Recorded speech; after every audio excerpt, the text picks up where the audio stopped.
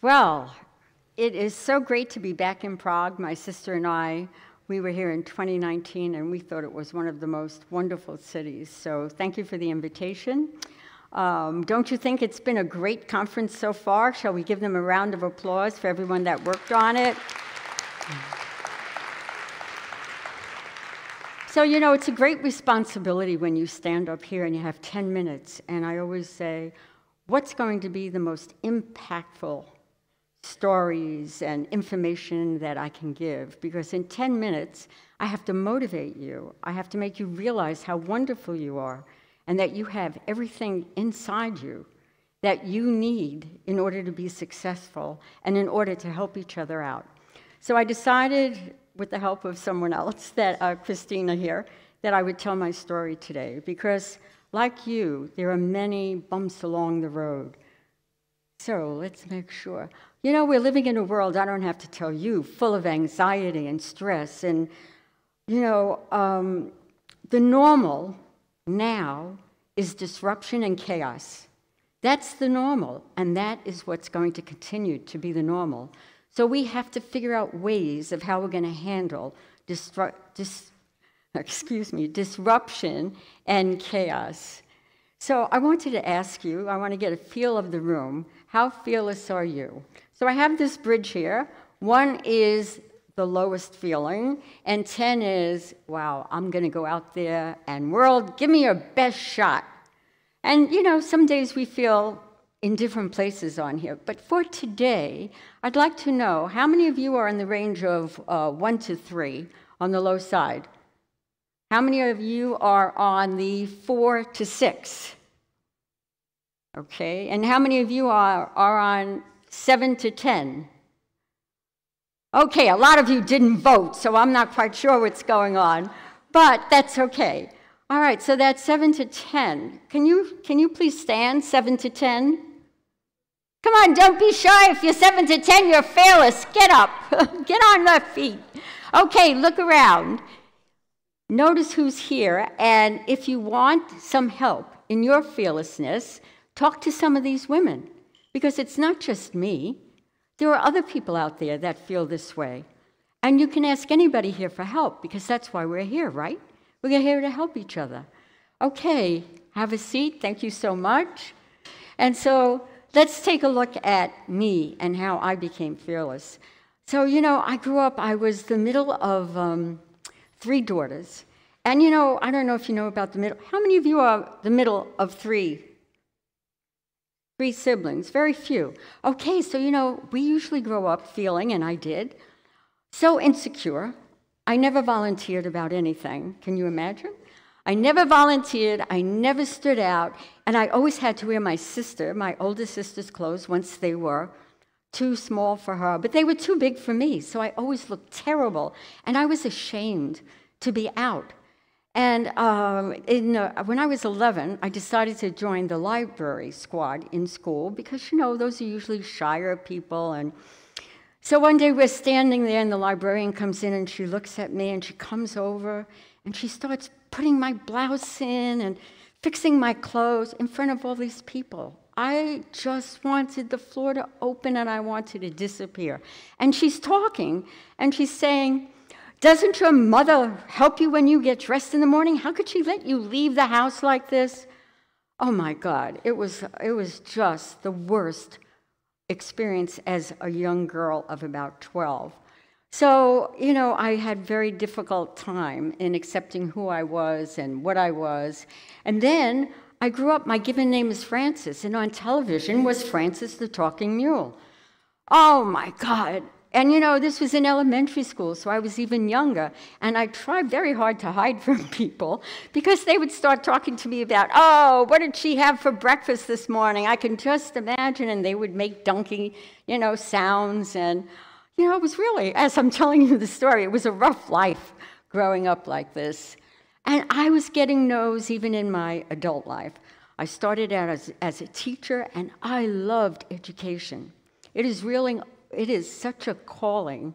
And educators out there, really, we owe them so much because they create the future minds of America and of the world. And it's so, I don't think that educators are treated properly. And so anyway, I'm good at what I do, so I was asked if I would head up a department of health and phys ed. That was my degree, physical fitness, and we heard all about that this morning. And I said, yes, I'd love it. So how many of you think that if you work hard and you're really good at your job, you're really secure and you're going to be rewarded? That was a big value system of mine. And it turns out that it wasn't true, because we were on a seniority system. And one day a woman walked in and she had my job because she had more seniority than me. So I was, quote, bumped. And so I reverted back to my teaching license and I was a teacher. But that was one of the most devastating experiences of my life.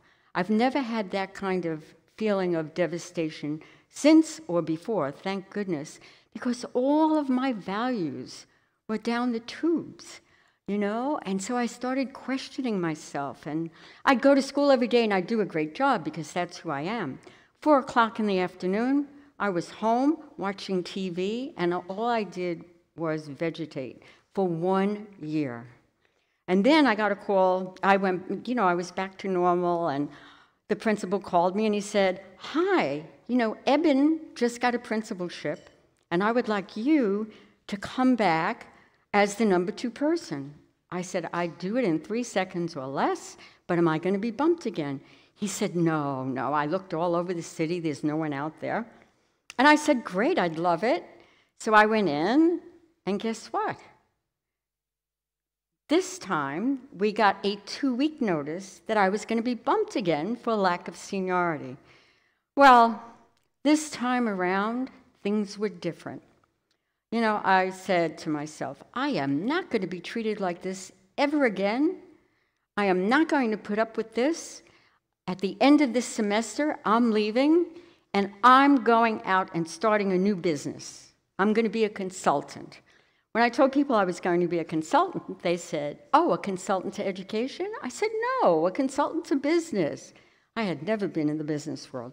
But between the first bump and the second bump, I worked on me. I joined a business organization, and it was the OD Network. They were having a national conference. I got on the conference committee. I made a lot of connections. And so when I read a lot, I went to training programs, I worked on me. And I went to therapy because my values were, whatever, and they weren't real anymore. So it was a whole different experience that second time. I didn't care. I did love education, and I'd probably still be there today. So what was the difference? The difference was that I worked on me. So lesson number 1 is we have to work on ourselves. We have to learn about different things. If you ask any successful person, they'll tell you they spend hours a day reading up on everything they can get their hands on. I don't do all of that reading, but I read up and I learn about different things. I learned about Zoom. I didn't want to be on Zoom, but then all of a sudden I said, this is it. I've got to learn about Zoom. And then 2 women were offering a free Zoom on how to take your training programs from in-person to Zoom. I do training programs, so I did that. So think about it. What's one thing that you can do that you have no knowledge about, but you're going to read up on? Make a commitment to yourself and do it.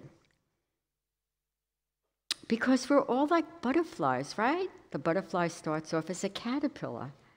And it grows and it transforms into this beautiful, beautiful creature with all of these brilliance and colors. And they're really pretty to look at, right? And that's what we are. Women that I work primarily with women. And they say to me, when I get up and I have to do a presentation and I'm the only woman in the room, I get butterflies, I get nervous. I said, no, they're your friends. They're coming to you because they want to remind you of your brilliance, of your gifts, and of your talents that you're about to share. And the reason why they're fluttering is not to make you nervous, but to realize how excited you should be because you're ready to take that next step. And you know, I wear my butterfly all the time, regardless of my jewelry. I have a butterfly that a best friend gave me years ago, and I keep it on to remind me that we're all so beautiful, and we have so many gifts and talents, and we need to share them. The more we share our gifts, our talents, we become authorities, and we become more powerful because people realize what we have to offer. And when they need that skill, they come looking for you. Because we don't all have the answers. And that's why it's so important to let people know what kind of contributions you can make. Oh, I have to talk about gratitude. I start every day feeling so great and so powerful. And it's because of this gratitude. I have a gratitude book. I start one every year. I buy a brand new book, and it's got to be pretty. And every morning, 5 gratitudes. What am I grateful for? It could be a person, a place, a thing. And I have to write out the sentence each time. I'm grateful for. And then I have these 5. And guess what? I cannot use them this month.